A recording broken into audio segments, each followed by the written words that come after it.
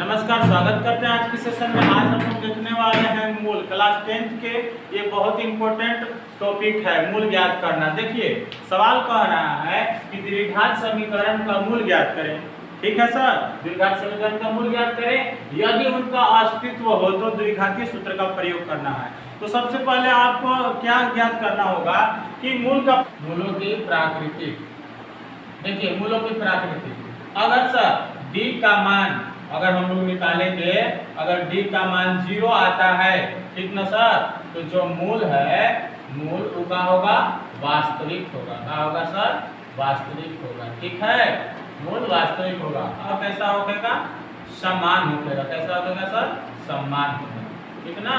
अगला देखिए, अगर d का मान हम लोग निकालते हैं और d का मान अगर प्लस में आता है, पॉजिटिव आता है, तो उसमें उस समय क्या होगा सर? तो मूल वास्तविक होगा, वास्तविक होगा और असमान होगा। कैसा होगा? असमान, असमान। ठीक है।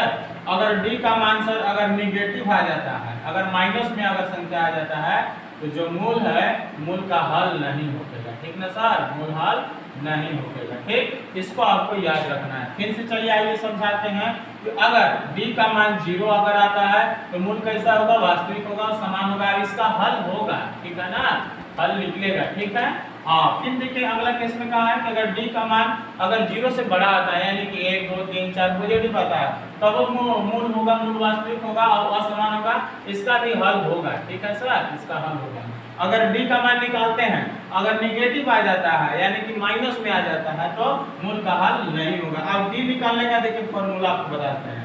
d निकालने का फॉर्मूला होता है b² - 4ac। ये फॉर्मूला निकालना d। आप लोग ध्यान रखिएगा कि हम लोग पहले d का मान निकालेंगे। अगर d का मान अगर इन तीनों में से जैसा होगा वैसा हम लोग का सवाल हल होगा। ठीक है सर, चलिए अब आ जाए। देखिए सवाल कहा है कि 3x² - 5x + 2 = 0। तो सर सबसे पहले हम लोग इसमें ABCD का मान निकाल लीजिए।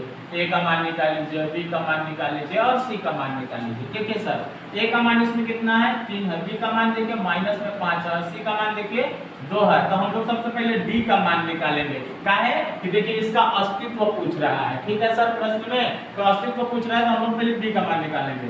तो D बराबर क्या होता है? b² - 4ac। ठीक है, चलिए मान बिठाइए। तो D बराबर लिखेंगे, देखिए b² यानी कि -5 का होल स्क्वायर। ठीक है, और माइनस में 4 गुना a यानी कितना है? 3 और c देखिए यानी कि 2 है। ठीक है, अब आ जाइए।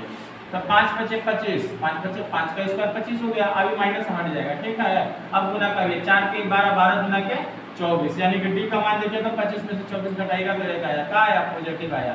तो हम लोग क्या कह सकते हैं कि मूल जो है वास्तविक होगा। ठीक ना, मूल कैसा होगा?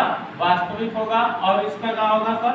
हल होगा, हल होगा। ठीक है, देखिए अब प्रश्न में क्या कर रहा है? अगर हो तो देखिए द्विघातीय सूत्र का प्रयोग करना है हम लोग को। तो चलिए अब हम लोग द्विघातीय सूत्र आप लोग जानते हैं। तो देखिए द्विघातीय सूत्र होता है सर -b ± √b² - 4ac और बटा में 2a। ठीक है सर, अगर आप 10th में होंगे तो जरूर इसको जानते होंगे। आगे आइए, अब हम लोग मान निकालते हैं। ठीक, देखिए -b, ये को देखिए सूत्र में के माइनस है। अब ये को देखिए यहाँ पे b का मान माइनस है, तो ये सूत्र वाला माइनस लिख लिए।